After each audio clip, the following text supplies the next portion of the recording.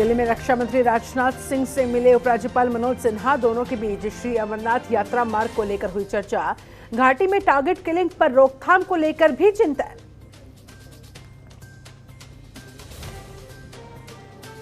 ज्ञानवापी विवाद में कूदी महबूबा मुफ्ती। पीडीपी चीफ ने कहा, बीजेपी वालों को मस्जिद में ही मिलता है भगवान। मूल मुद्दों से ध्यान भटकाने की कोशिश कर रही सरकार। घाटी में कश्मीरी पंडितों की हत्या पर बोले दिल्ली सीएम अरविंद केजरीवाल। घाटी में नहीं सुरक्षित कश्मीरी पंडित। आतंकवाद से लोगों में डर का माहौल। आतंकवाद के निशाने पर कश्मीरी पंडित। पुलवामा में कश्मीरी पंडित को लश्कर-ए-इस्लाम संगठन ने दी धमकी। हाल ही में हुई है राहुल भट्ट की भी हत्या। नमस्कार, आप देख रहे हैं कश्मीर डायरी में हूं आपके साथ शिल्पा। केंद्र शासित प्रदेश जम्मू कश्मीर के उपराज्यपाल मनोज सिन्हा ने सोमवार को नई दिल्ली में केंद्रीय रक्षा मंत्री राजनाथ सिंह से मुलाकात की। इस दौरान उपराज्यपाल ने रक्षा मंत्री के साथ श्री अमरनाथ यात्रा, सड़क मार्ग और अन्य मुद्दों पर चर्चा की। उपराज्यपाल मनोज सिन्हा ने बताया, रक्षा मंत्री के साथ श्री अमरनाथ धाम के लिए सड़क ढांचे को मजबूत बनाने में बीआरओ की भूमिका पर विस्तार से चर्चा की गई, ताकि बाबा बर्फानी की पवित्र गुफा जाने वाले मार्ग को यात्रियों के लिए और अधिक सुलभ बनाया जा सके।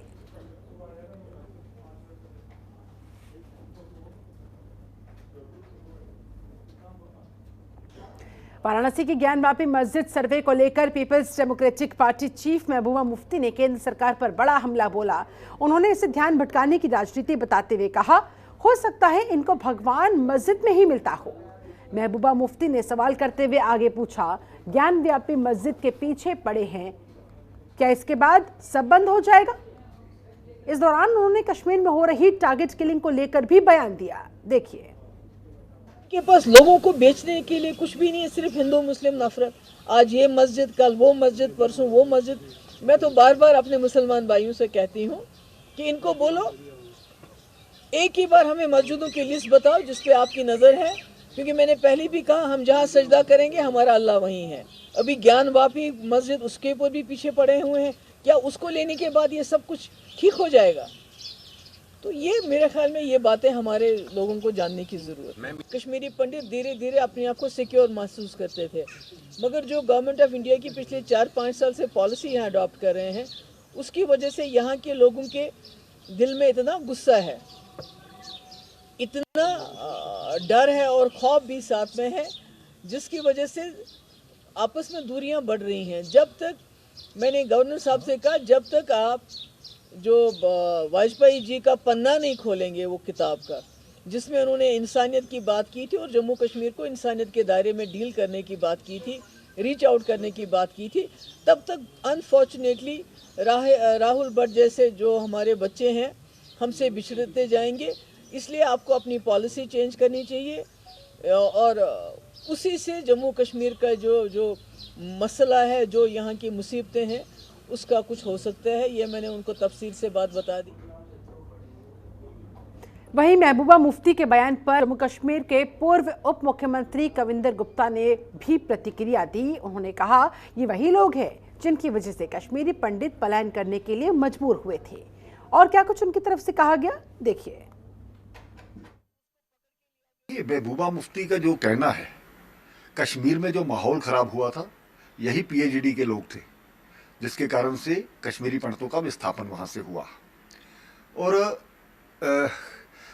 भारतीय जनता पार्टी की सरकार के समय आज उनको इंसाफ भी मिल रहा है। ठीक है, ये जो मिलिटेंट्स या टेररिस्ट जो अटैक करते हैं, उनका तो आप समर्थन करती हैं। कश्मीरी पंडितों के राहुल भट्ट के मरने के बाद एक बार भी उसको कंडेम ना करके, कोई डेमोन्स्ट्रेशन ना करके, इनके जो साथी हैं, चाहे वो फारूक अब्दुल्ला हैं, उमर अब्दुल्ला है, वो इसी बात को कहते हैं, बेतुके बयान देकर के, बिना तर्क के, कि कश्मीर फाइल्स का हवाला देते हैं, उसके कारण से कश्मीरी पंडितों की किलिंग्स हो रही है। वहीं कश्मीरी पंडितों को लेकर आम आदमी पार्टी के राष्ट्रीय संयोजक और दिल्ली के मुख्यमंत्री अरविंद केजरीवाल ने भी प्रेस कॉन्फ्रेंस की, जिसमें उन्होंने घाटी में कश्मीरी पंडितों पर लगातार हो रहे हमलों को लेकर कहा, घाटी में कश्मीरी पंडित सुरक्षित नहीं। और क्या कुछ उनकी तरफ से कहा गया, देखिए। कुछ दिन पहले कश्मीर में एक सरकारी मुलाजिम राहुल भट्ट जी की हत्या कर दी गई। कुछ आतंकवादी उनके ऑफिस में गए, उनका नाम पूछा और उन्हें गोली मार दी। ऐसा लगता है कि वो ये सोच के ही आए थे कि किसी कश्मीरी पंडित को ही निशाना बनाना है। हमारी सेना ने 24 घंटे के अंदर वहाँ 2 आतंकवादियों को ढूंढ के उन्हें मार गिराया। पर आज पूरा देश इस बात से चिंतित है कि कश्मीर में आज भी कश्मीरी पंडित सुरक्षित क्यों नहीं है। बहुत सारे कश्मीरी पंडित युवाओं को वहाँ एक स्पेशल पैकेज के तहत नौकरियों के लिए भेजा गया था। ये लोग वहाँ शांति के साथ रहना चाहते थे। वो उनका घर है, वो वहीं अपना घर बसाना चाहते हैं, अपने बच्चों के साथ रहना चाहते हैं। इस हादसे के बाद वहाँ रहने वाले सभी कश्मीरी पंडित भयभीत हैं, डरे हुए हैं। और जम्मू कश्मीर में सरकारी सेवाओं में लगे कश्मीरी पंडित आतंकवादियों के लगातार निशाने पर है। पुलवामा के हवाल ट्रांसिट आवास में रह रहे कश्मीरी पंडित को लश्कर-ए-इस्लाम नाम के आतंकी संगठन ने धमकी दी।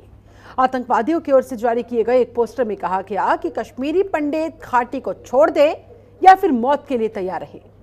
इस ट्रांसिट आवास में रहने वाले ज्यादातर कश्मीरी पंडित सरकारी नौकरी करते हैं।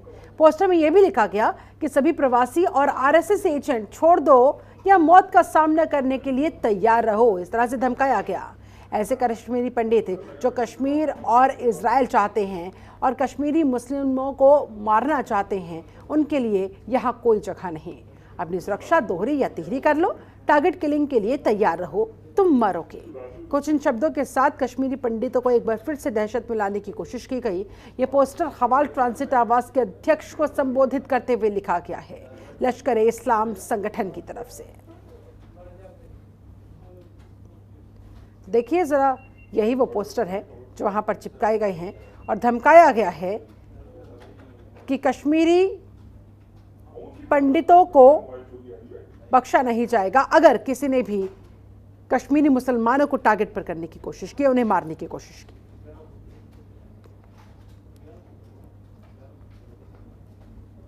वहीं पीडीपी मुखिया और जम्मू कश्मीर के पूर्व सीएम फारूक अब्दुल्ला ने कश्मीरी पंडितों के शांतिपूर्ण मार्च पर सुरक्षा बलों की कार्रवाई पर टिप्पणी की। पंडितों पर आंसू गैस के गोले छोड़े जाने पर अब्दुल्ला ने कहा वो सिर्फ अपना हक मांग रहे थे, अपने लिए सुरक्षा मांग रहे थे। न उनके हाथों में पत्थर थे, न ही वो तोड़फोड़ कर रहे थे, तो फिर उन पर आंसू गैस के गोले क्यों दागे गए। फारूक अब्दुल्ला कश्मीर फाइल्स पर बोलते हुए कह रहे थे कि कश्मीर फाइल्स ने ही नफरत पैदा की है।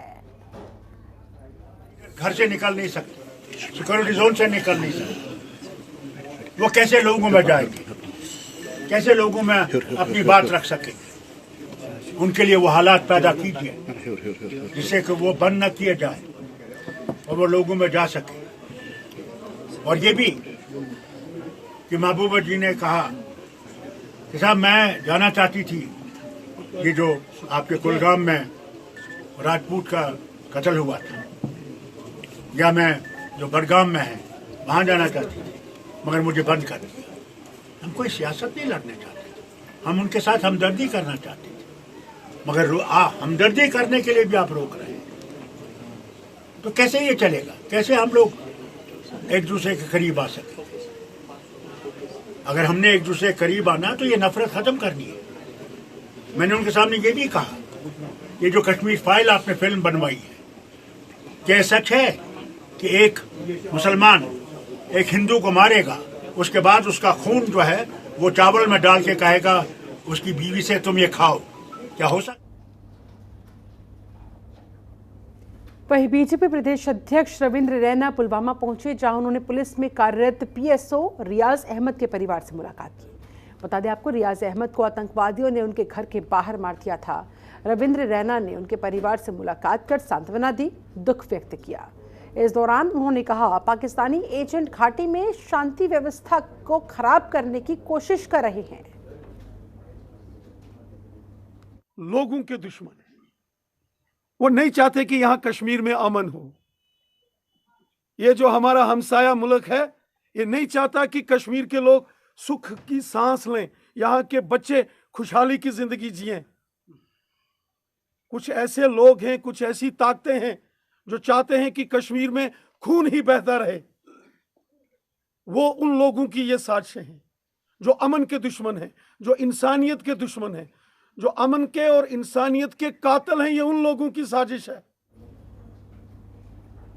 वहीं जम्मू के बीजेपी कार्यालय में पुंछ से लोकसभा सांसद जुगल किशोर शर्मा ने जनता दरबार लगाया, जनता की समस्याएं सुनी, लोगों की समस्याओं के जल्द समाधान के लिए अधिकारियों को दिशा निर्देश दिए। इस दौरान उपस्थित तमाम लोगों ने उनकी पार्टी की सदस्यता भी ग्रहण की, जिसमें पैंथर पार्टी के उप प्रधान और उनके भाई भी शामिल रहे। आज हम कुल मिलाकर, जिसमें डेपुटेशन भी हैं, कुछ पर्सनल भी हैं, कुछ और भी जो लोग आए हैं, ये 45 के करीब डेपुटेशनों के साथ हम जहां पर मिले हैं। लोगों की समस्या, कहीं पानी की समस्या, कहीं बिजली की समस्या, कहीं ट्रांसफर को लेकर, और उसके अलावा भी कई सारे कार्यों को लेकर लोग जहां पर उपस्थित हुए हैं। वहीं पाकिस्तान के पेशावर में 2 सिख भाइयों की दिन दहाड़े गोली मारकर हत्या कर दी गई, जिस पर सिख यूनाइटेड फ्रंट ने विरोध जताया है और जम्मू में एक प्रेस कॉन्फ्रेंस की, जिसमें सिख यूनाइटेड फ्रंट के अध्यक्ष ने पाकिस्तान में गैर मुस्लिमों पर हो रहे अत्याचारों की घोर निंदा की। साथ ही घाटी में हो रही टारगेट किलिंग पर सरकार से कदम उठाने की भी मांग की है।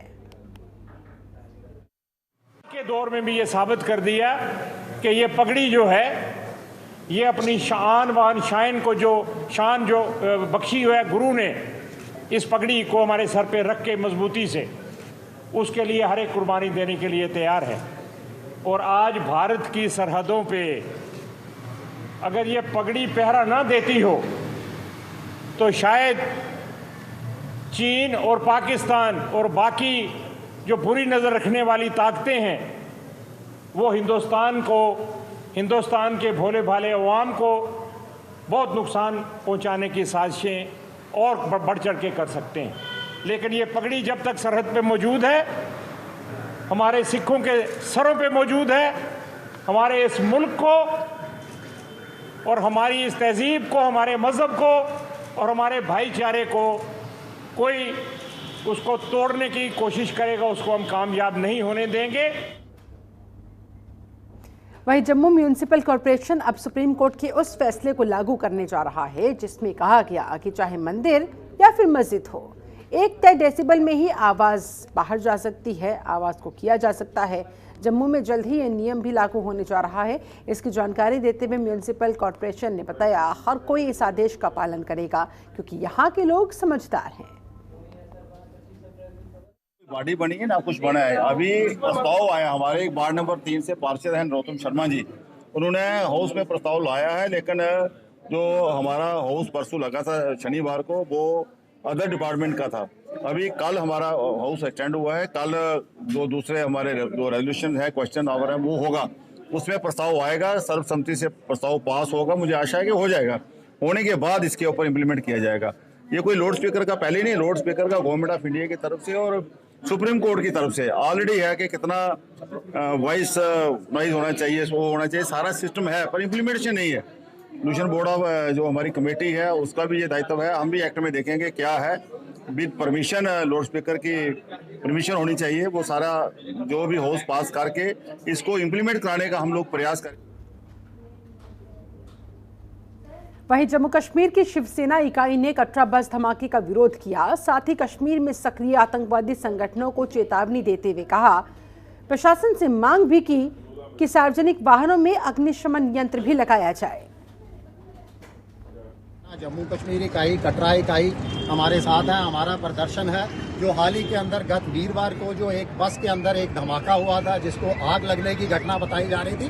प्रारंभिक जांच के अंदर ऐसी रिपोर्टें सामने आ रही हैं कि वो एक आतंकवादी हमला था, आतंकवादी साजिश थी। JKFF एक आतंकवादी संगठन है जिससे इस हमले की जिम्मेदारी भी ली है।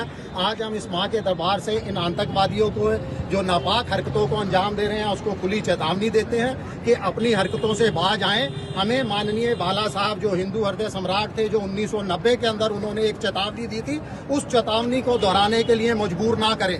इसके साथ ही हम सरकार से भी अपील करते हैं कि यात्रियों की, श्रद्धालुओं की सुरक्षा को पुख्ता बनाया जाए। अमरनाथ यात्रा भी 30 जून को शुरू हो रही है, तो श्रद्धालुओं की यात्रा का जो है पुख्ता प्रबंध किया जाए। वहीं जम्मू में सीआरपीएफ की 14 बटालियन ने युवाओं को शारीरिक फिटनेस के लिए प्रेरित करने, खेलों को बढ़ावा देने के लिए मार्शल आर्ट्स मेगा चैंपियनशिप का आयोजन किया, जिसका आज फाइनल इवेंट हुआ। इसमें अलग अलग वर्ग के 15 लड़कों और 10 लड़कियों ने मुकाबले में हिस्सा लिया। इस दौरान इस प्रतियोगिता में वरिष्ठ अधिकारी भी उपस्थित दिखाई दिए।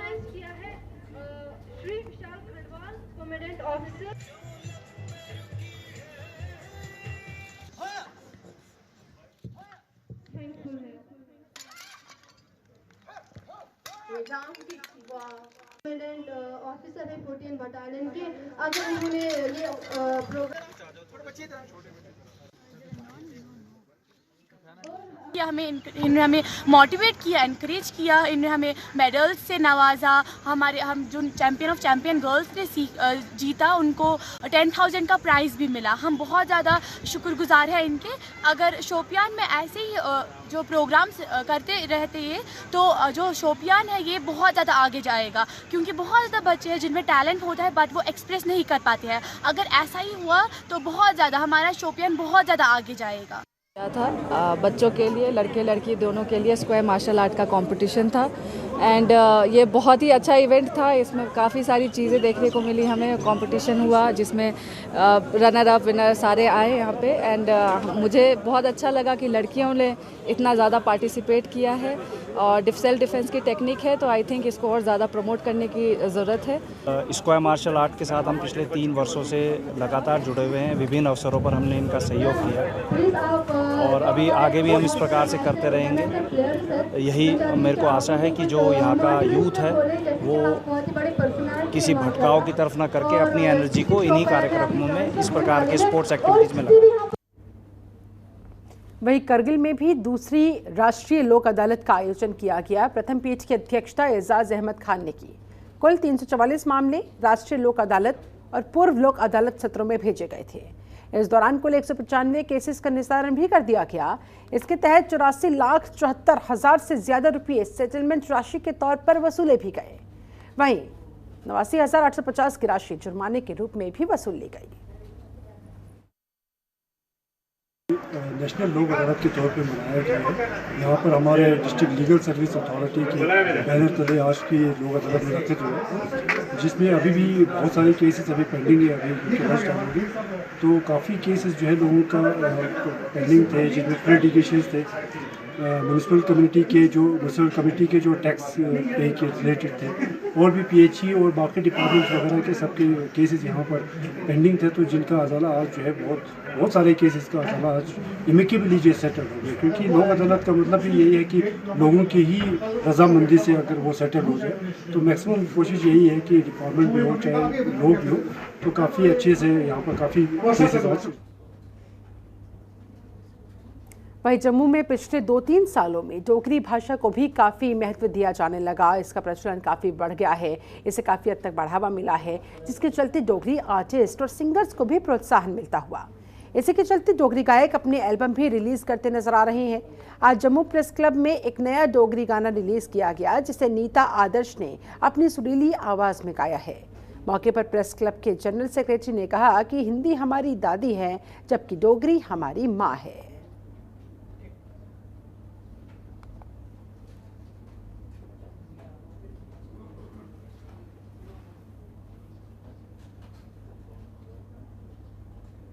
वहीं कृषि विभाग के सचिव कुमार डांगी ने करगिल के दौरान अपने दौरे के दौरान केंद्रीय पशु चिकित्सा रेफरल अस्पताल पशुपालन करगिल का आधारशिला रखी। अस्पताल SDP योजना के तहत 3.5 करोड़ रुपए की लागत से बना है, जो कि जानवरों को चिकित्सा सहायता देगा, उपचार करने में भी मदद करेगा। इस मौके पर उपायुक्त करगिल संतोष सुखादेव, डॉक्टर मोहम्मद रजा, निदेशक पशुपालन SIPWG करगिल, मुख्य पशुपालन अधिकारी कारगिल सहित अन्य अधिकारी भी उपस्थित रहे।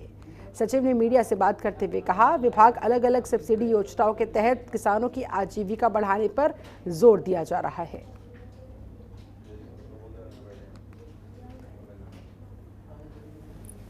तो 3 करोड़ 30 लाख रुपए की लागत से इस अस्पताल को बनाकर तैयार किया गया है। इस कार्यक्रम में कई और अन्य अधिकारीगण भी उपस्थित दिखाई दिए। इस तरह से पशुपालन अस्पताल की आधारशिला रखी गई। कृषि विभाग के सचिव कुमार डांगी ने यह आधारशिला रखी। माना जा रहा है इस अस्पताल के बनने के बाद यहाँ पर जानवरों के लिए, पशुओं के लिए काफ़ी हद तक सहूलियत होगी, उनके ऑनर्स के लिए काफ़ी हद तक सहूलियत होगी। उन्हें जो भी दिक्कत, परेशानी या फिर बीमारी घेरेगी, उनका ट्रीटमेंट किया जा सकता है।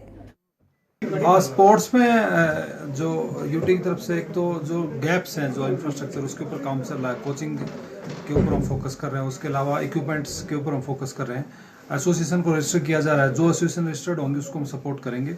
और उसके अलावा स्पोर्ट्स काउंसिल भी जल्दी बनने की तैयारी में है, तो उसके ऊपर भी काम चल रहा है।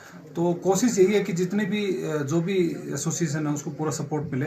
और कुछ स्पोर्ट्स को हम टारगेट कर रहे हैं, हम जो हमारी स्ट्रेंथ है जिस स्पोर्ट्स में हम उसको टारगेट कर रहे हैं, उसको पहले उसके ऊपर काम करेंगे, फिर जो बाकी स्पोर्ट्स के ऊपर काम करेंगे। वहीं जगती टेनमेंट कमेटी, सोन कश्मीर फ्रंट और प्रदेश कांग्रेस कमेटी माइग्रेंट सेल ने जगती टाउनशिप नगरोटा में विरोध प्रदर्शन किया। प्रदर्शनकारियों को संबोधित करते हुए शादीलाल पंडिता ने बीजेपी सरकार को निशाने पर लिया और कहा कि पीएम पैकेज कर्मचारियों को प्रताड़ित किया जा रहा है। उनकी समस्याओं को सुनने की बजाय उन पर लाठीचार्ज किया जा रहा है। पंडिता ने पैकेज कर्मचारियों पर लाठीचार्ज करने के लिए बीजेपी सरकार की निंदा की और कहा कि इसके लिए बीजेपी पार्टी को कर्मचारियों से माफी मांगनी चाहिए। पंडिता ने यह भी कहा, पैकेज कर्मचारियों को इस्तीफा नहीं देना चाहिए क्योंकि ये कुछ सरकारी दलालों की पैकेज कर्मचारियों से रोजगार छीनने की एक गहरी साजिश है। राहुल भट्ट को श्रद्धांजलि देना चाहते हैं और सरकार से बताना चाहते हैं कि होश में आओ। कश्मीर के हालात 1990 से बदतर हो रहे हैं। कश्मीर के हालात को सुधारा जाए और मिलिटेंसी को खत्म किया जाए। आज हम इस प्रोटेस्ट से कश्मीर के मुसलमान बरादरी को कहना चाहते हैं, जो ये मिलिटेंसी है इसके खिलाफ जबरदस्त प्रोटेस्ट हर जगह होना चाहिए। चलिए, इसी के साथ कश्मीर डायरी में फिलहाल बस इतना ही। आप बने रहे जनतंत्र टीवी के साथ। नमस्कार। खबरों के निष्पक्ष विश्लेषण के लिए सब्सक्राइब करें Janatantra TV and press the bell icon. Never miss any update.